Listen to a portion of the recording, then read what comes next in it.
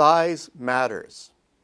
We were all grimly reminded of that in 2008, and then repeatedly in the precarious months following the onset of crisis. Financial institutions exposed by years of loose lending and experimentation with ill-understood instruments came to the brink of failure, but were rescued by expansive bailouts. Why? They were too big to fail. Single institutions were so large that their complex integration with other institutions, many of them large too, made their weaknesses an instant, virulent epidemic. Failure of one key institution could easily bring down the entire system.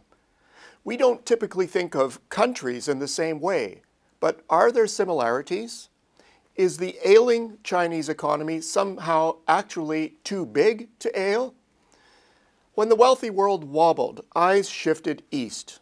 Myriad pundits waxed lyrical about the miracle of China's resilience.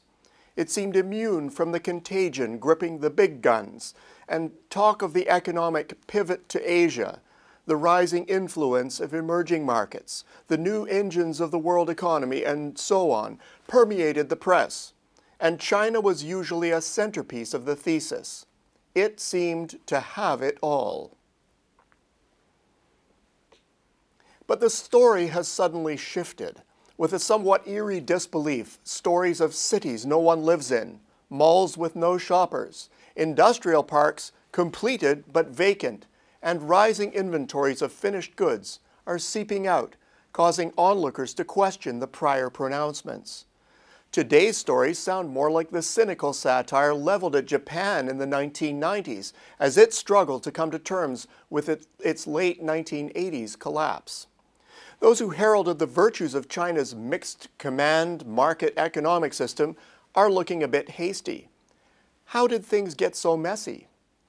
The answer lies in China's initial response to crisis. While GDP growth through the worst of the world's woes looked as smooth as silk, it was anything but under the surface. By any measure, China's trade collapsed along with the global cycle. At the peak, trade accounted for almost 70% of GDP.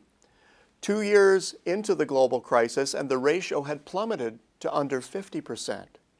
Well, what filled the vacuum?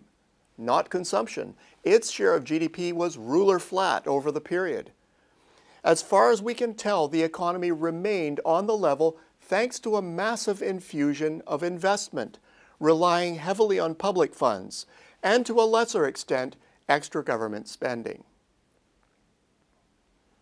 That shouldn't come as a shock. After all, every economy of note was doing the same at the same time. China stands out for the sheer size of its public programs, though.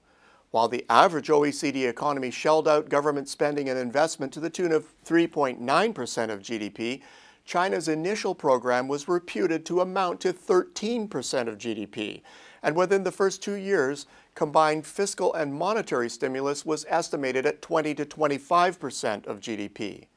Well, that's nothing if not impressive. But is it sustainable? Well, whether or not it is, China doesn't seem to have much option. The sheer size of its programs speaks to their importance. In mid-2008, China was almost the first to notice faltering world growth. 30 years of uninterrupted dramatic growth naturally created an expectation of perpetual upward movement. This was jarred in 2008 as an unthinkable drop in real estate values fomented anger that threatened to spread everywhere.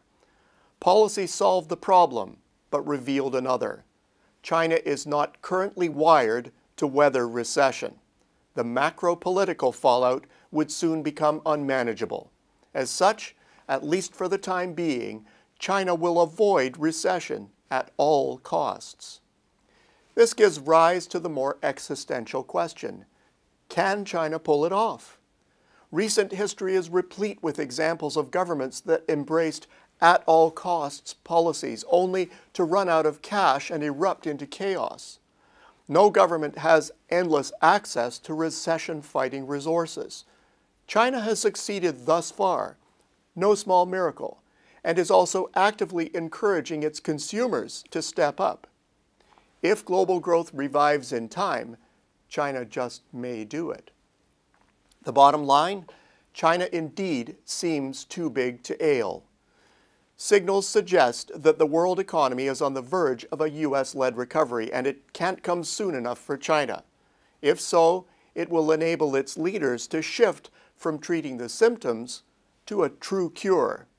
If not, we could all eventually succumb to the bug. Until next week, I'm Peter Hall.